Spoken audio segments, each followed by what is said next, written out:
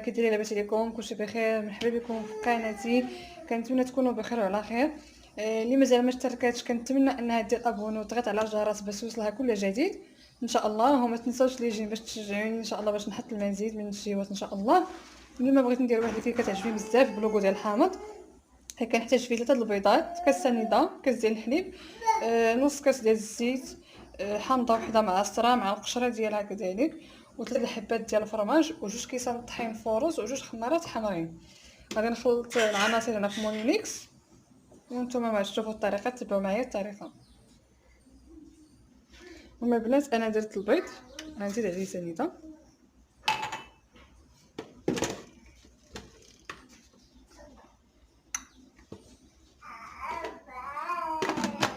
العناصر نخلط سنيده مع البيض.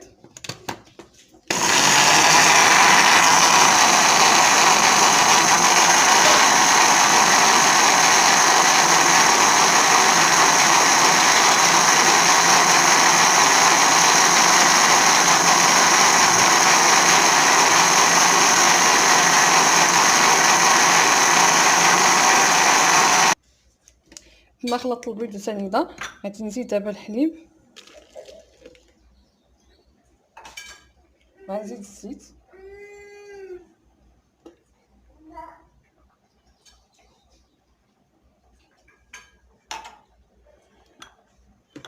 غادي نزيد العصير ديال الحامض،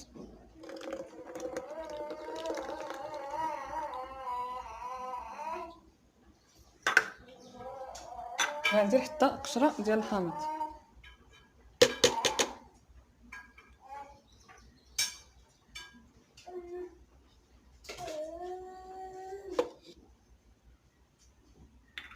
وغنزيد 3 الحبات ديال الفرماج. انا لما تقشرت دوك 3 الحبات ديال الفرماج غادي نديرهم وغنسد عليهم باش يتخلطوا مزيان. دابا دوك العناصر كاملين داك الفرماج داك كلشي انا بعد ما خلطت العناصر كاملين غادي نخويهم هنايا.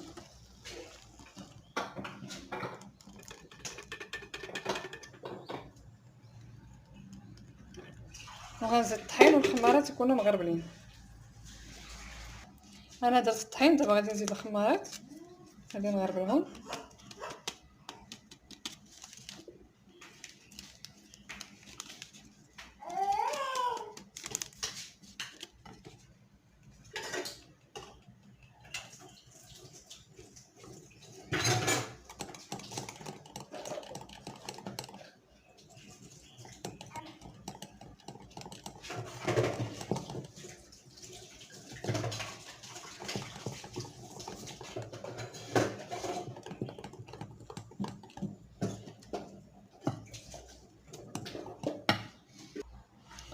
هيا القوام اللي حصلت عليه ديال الكيك. دابا غادي نخويها في المول. ديجا دهنتو بالزبده وشيتو بالطحين، غادي نخويه في المول ونفرغ باش يطيب.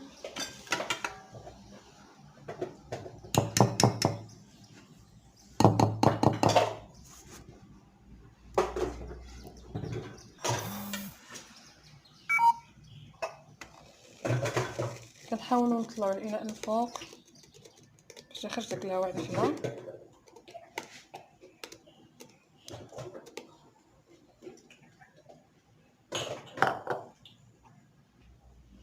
انا البنات الكيكه درتها دابا في المول، ندخلها في الفران على نار مهيله على خطره حتى طيب، وعاد ديك الساعه ملي غتخرج انا غادي نزينها ان شاء الله.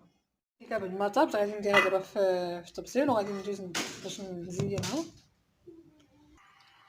وبالنسبه للتزيين غادي ندير هاد دانيت كراميل، هذا غير واحد فرون كراميل، غادي نديرو حتى كيطفى، نديرو في الكاسرونه نديرو فوق الوطه حتى كيطفى، وكنزيد واحد 10 الحبات ديال الشكلاط، وغنزيد بخطوط ديال الدانيت. راه غندير دابا هنايا دانيت باش نديرو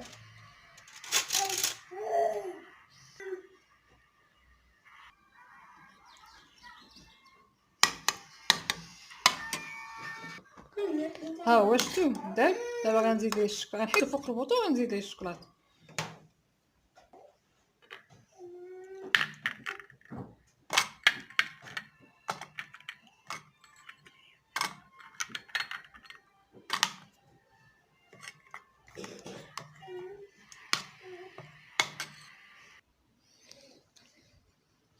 ها هي الكيكه انا درت ليها دابا دانيت مع الشلاط، غادي نزوقهم بالدانيت.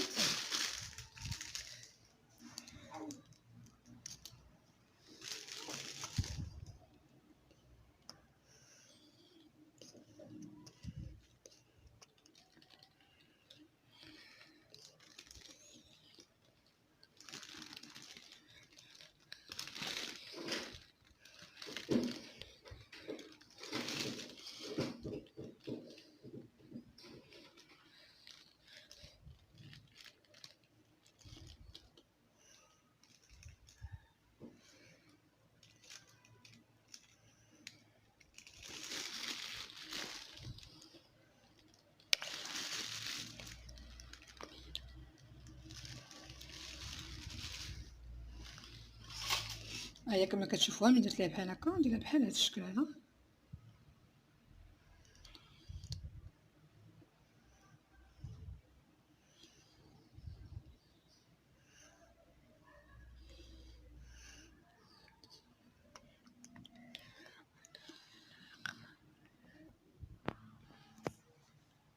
ها هي بالمزيان نتاع، كنتمنى تعجبكم. ما تنساوش تشتركوا في القناه وتضغطوا على الجرس باش يوصلكم كل جديد ان شاء الله.